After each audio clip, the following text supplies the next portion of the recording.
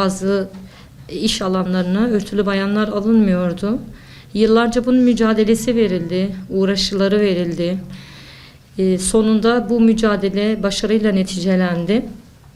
Bayanlar artık doğru istedikleri şekilde örtülü girebiliyorlar hem okullara hem de iş alanlarına, ama içi boşaltılmış bir tesettür karşımızda. Bu da çok büyük tehlikelere neden olmakta. Çünkü tesettürün kaynağı Allah'tır, emreden Allah'tır. Allah'ın isteği doğrultusunda değil de artık modanın yönlendirmeleriyle yeni bir tesettür anlayışı ortaya çıkmıştır.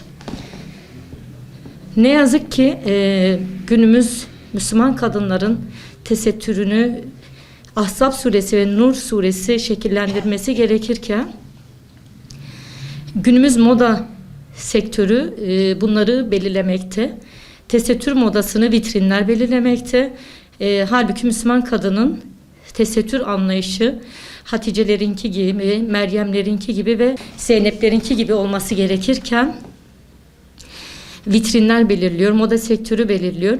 Bunlar da tabii kendi heva ve hevesleri doğrultusunda yeni bir moda çıkardılar. Tesettürün içini boşalttılar, ölçülerini kendileri belirlediler. Halbuki tesettürün ölçüsünü Allah-u Teala zaten belirlemiş iken onlar heva ve hevesleri doğrultusunda, kendi istekleri doğrultusunda yeni bir modayla tesettüre başka bir şekil verdiler. Doğru, şimdi günümüzde kadınlar istedikleri şekilde okuyabiliyorlar, örtülü bir biçimde ve istedikleri iş kurumlarına da bu şekilde girebiliyorlar. Ama örtü tamamen maksadından uzaklaşmış bir vaziyette. Bizler TESEP olarak içine düşülen bu duruma, bu gidişata bir dur demek için insanların yeniden Allah'ın istediği örtüye, tesettüre bürünmeleri için elimizden gelen gayreti sarf edeceğiz inşallah.